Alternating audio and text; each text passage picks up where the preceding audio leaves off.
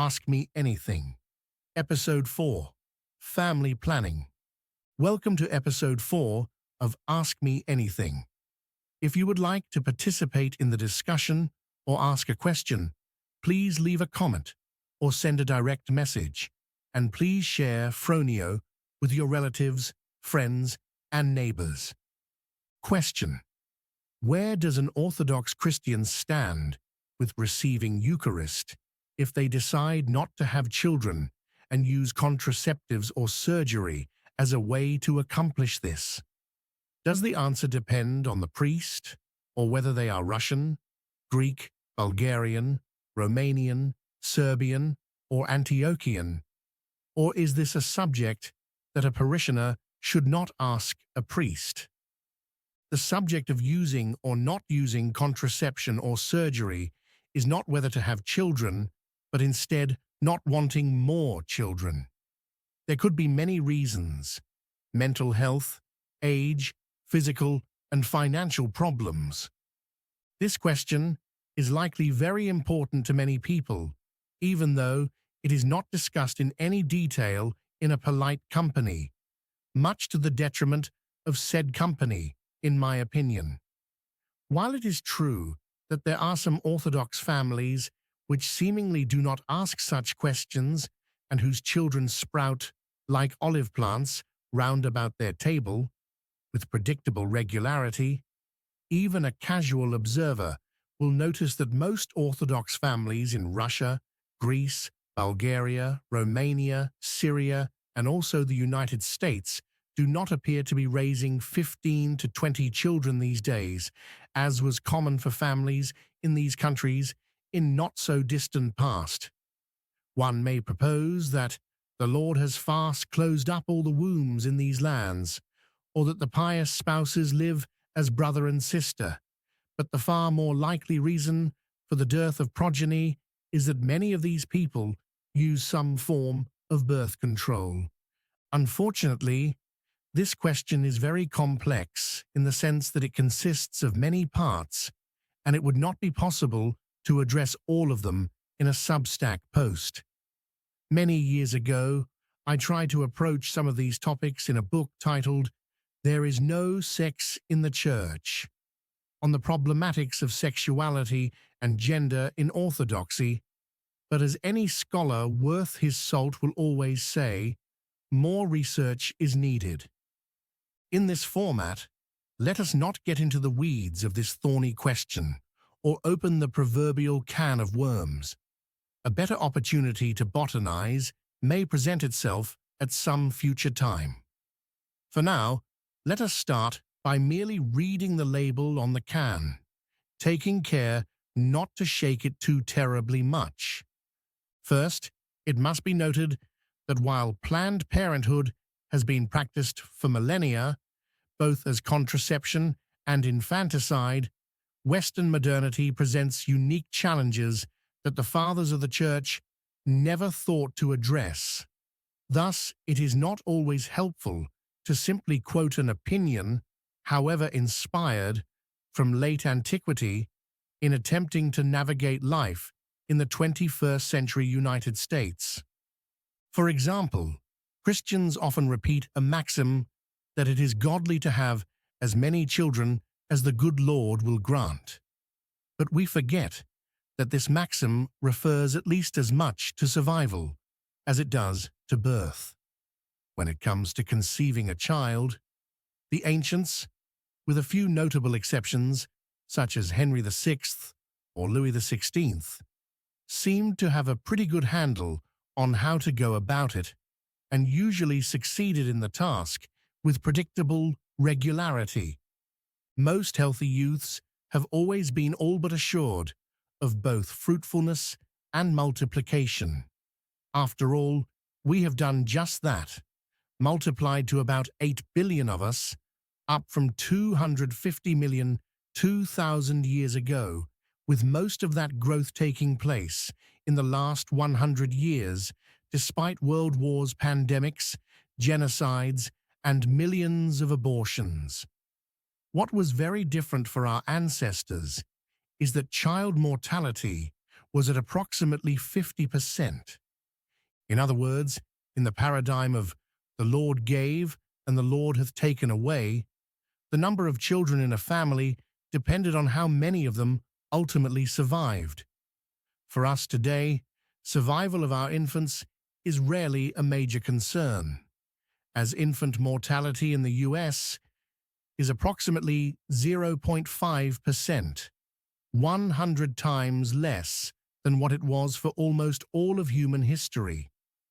In other words, the pious idea that a family will have as many fair children as God will grant does not necessarily mean that a family must strive to produce an offspring every 12 to 18 months or between 15 to 30 children in a woman's lifetime, the traditional norm for peasant families only a couple of hundred years ago. Thus, the ultra-Orthodox couples with 7 or 8 children should try harder to take better advantage of a woman's full gestational potential. Thankfully, the Church has never taught an obligation to exhaust this potential, despite occasionally lending moral support to a government's demographic policy, as is presently the case in Russia. Second, quite aside from Trump's or Putin's concerns about the plummeting birth rates in their respective charges, the Church has never seen procreation as a goal of married or unmarried life, which trumps, or Putin's as it were, all other goals. Indeed, the monastic tradition is an obvious example of a calling which in principle presumes an absence of children. Celibacy outside of monasticism has also enjoyed its rightful and honored place in Christianity. Finally, while much more rare than both monasticism or celibacy, a married life as brother and sister, a euphemism for virginity, has been presented in hagiographies of some saints as a virtue.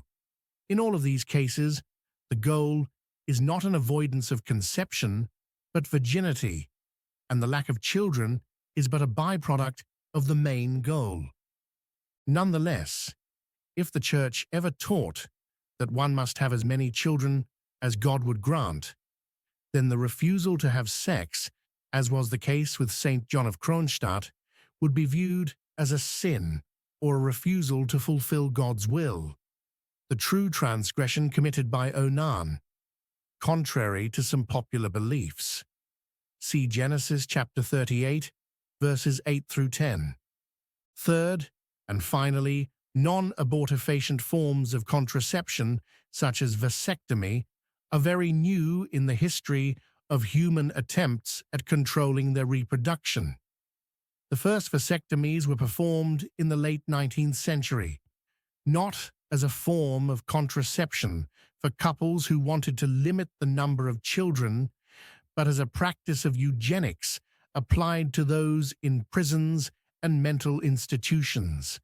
That said, there are no ecclesiastical canons or theologumena by the Church Fathers addressing this practice. It is universally understood that any practice which causes the death of a child, whether pre- or postnatal, is sinful, and that self-mutilation, such as castration, is also sinful. But a modern vasectomy is neither murderous nor in any way equivalent to Origen's views on Matthew 19, verse 12, and any attempts to apply Canon 1 of the Council of Nicaea, First Ecumenical Council, to American husbands and fathers undergoing vasectomy are both unintelligent and disingenuous, and should be more properly applied to gender-affirming care, not family planning. It is curious, however, that the council, which was called for the express purpose of dealing with the Arian controversy, does not even mention it in its very first canon. Apparently, self-castration of Christians was a very urgent concern in 325. In light of these remarks, here are some documents on these topics from various jurisdictions. Moscow Patriarchate, the basis of social concept. Among the problems which need a religious and moral assessment is that of contraception. Some contraceptives have an abortive effect, interrupting artificially the life of the embryo on the very first stages of his life. Therefore, the same judgments are applicable to the use of them as to abortion. But other means, which do not involve interrupting an already conceived life, cannot be equated with abortion in the least. In defining their attitude to the non-abortive contraceptives, Christian spouses should remember that human reproduction is one of the principal purposes of the divinely established marital union. The deliberate refusal of childbirth on egoistic grounds devalues marriage and is a definite sin. At the same time, spouses are responsible before God for the comprehensive upbringing of their children. One of the ways to be responsible for their birth is to restrain themselves from sexual relations for a time.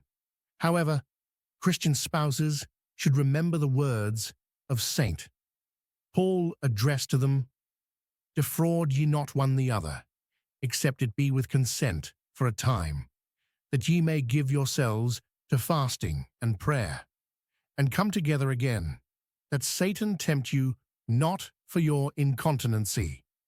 1 Corinthians 7:5. Clearly, spouses should make such decisions mutually on the counsel of their spiritual father. The latter should take into account, with pastoral prudence, the concrete living conditions of the couple, their age, health, degree of spiritual maturity, and many other circumstances. In doing so, he should distinguish those who can hold the high demands of continence from those to whom it is not given. Matthew 19:11, taking care above all of the preservation and consolidation of the family. The Holy Synod of the Russian Orthodox Church, in its decision of December 28, 1998, instructed the clergy serving as spiritual guides that it is inadmissible to coerce or induce the flock to refuse conjugal relations in marriage. It also reminded the pastors of the need to show special chastity and special pastoral prudence in discussing with the flock the questions involved in particular aspects of their family life. Patriarchate of Constantinople, for the life of the world, toward a social ethos of the Orthodox Church. The Orthodox Church has no dogmatic objection to the use of safe and non-abortifacient contraceptives within the context of married life, not as an ideal or as a permanent arrangement, but as a provisional concession to necessity. Greek Archdiocese of America. The stand of the Orthodox Church on controversial issues. Because of the lack of a full understanding of the implications of the biology of reproduction, earlier writers tended to identify abortion with contraception. However, of late, a new view has taken hold among Orthodox writers and thinkers on this topic, which permits the use of certain contraceptive practices within marriage for the purpose of spacing children, enhancing the expression of marital love, and protecting health. Orthodox Church in America. Synodal affirmations on marriage, family, sexuality, and the sanctity of life. Married couples may express their love in sexual union without always intending the conception of a child, but only those means of controlling conception within marriage are acceptable which do not harm a fetus already conceived. Orthodox Church in America. Medical bioethics, an Orthodox Christian perspective for Orthodox Christians. The Orthodox Church does not support the general use of contraceptives for conception control. The understanding of our Church's position with regard to contraceptives is based on the fact that a husband and wife form the basic foundation of the family unit. Sexuality within a Christian marriage is a blessing. The couple in love is expected to bring forth children who are the fruits of the union of one flesh. A couple must be willing to accept the possibility of pregnancy from this act of love. On the other hand, our Church understands that there may be some very compelling reasons for the use of birth control measures. An example is the case of a woman whose health and well-being would be severely jeopardized if she had a child. Matters of this type have a very large pastoral component to them and should be discussed with the couple's parish priest. Coptic Orthodox Diocese of Los Angeles, Southern California, and Hawaii. While not in full communion with world orthodoxy, this non-Chalcedonian church shares its ancient history and much of theology with her Chalcedonian sisters. The stance of the Coptic Church is interesting in the context of her cultural surroundings. She is based in Egypt, where the birth rate is more than 3 children per family, as opposed to 1.9 in the US and 1.4 in Russia. The minimum necessary for population replacement is 2.1. The rate of poverty in Egypt is at around 30%, compared with 12% in the US. Here is what the Coptic Church says about family planning. Family planning means that the family plans to have children according to its economic and social conditions, as well as according to its ability to care for the children spiritually, economically, and socially. The family's role is not limited only to having children, but more essentially to raising the children well. The family's awareness of her responsibility towards raising her children is essential. For the Church, the core of family planning is centralized in the family's awareness of her responsibility towards raising the children, and that this role is carried out as well as can be. For economic, social, or spiritual reasons, the family may find that she can't carry out her responsibility. Thus, contraception is considered. This is an important factor to consider when accepting the principle of family planning. The inability of the family to provide comprehensive care for the children. The Church acknowledges the need for family planning in order to face the worldwide problem of population growth, which threatens the economy of many nations. Pope Shenouda III said, "The rise in population growth poses a danger to the countries, and birth control has become an economic and social necessity which will greatly affect the future of our country. Therefore, we have to restrain the problem of the explosive population growth, which drains all our projects and national economy." The presence of a common necessity allows us to accept the principle of family planning. However, the circumstances of each family are different. Therefore, the decision of family planning is a personal one, left up to every family to decide in accordance with her situation, so long as she is aware of her responsibilities towards raising her children, as well as towards the society in which we live. Family planning does not contradict nature. God placed a natural means of birth control in humanity, since a woman is unable to conceive after a certain age. Also, during her childbearing years, she is fertile during certain times of her monthly cycle. During the rest of the time, she is not fertile. All natural family planning is based on determining this period and abstaining from all marital physical relations during this period. Family planning does not oppose God's will. As previously mentioned, God placed the principle of family planning naturally. When man realized this scientific fact, he was able to utilize it as a means for natural contraception. Also, better understanding of the reproductive system and how it functions made it possible to find different means of contraception. God allows man to use these discoveries for the goodness and happiness of humanity. This principle also applies to man's understanding of medicine, in which there is prevention of diseases using herbal or chemical pharmaceuticals, performing surgical operations, etc. All the above help to prevent illnesses or heal diseases, especially the ones that are deadly. Again, all of these medical developments do not oppose God's will. In summary, limiting the number of children a couple wishes to have is not seen as unacceptable in any Orthodox jurisdiction.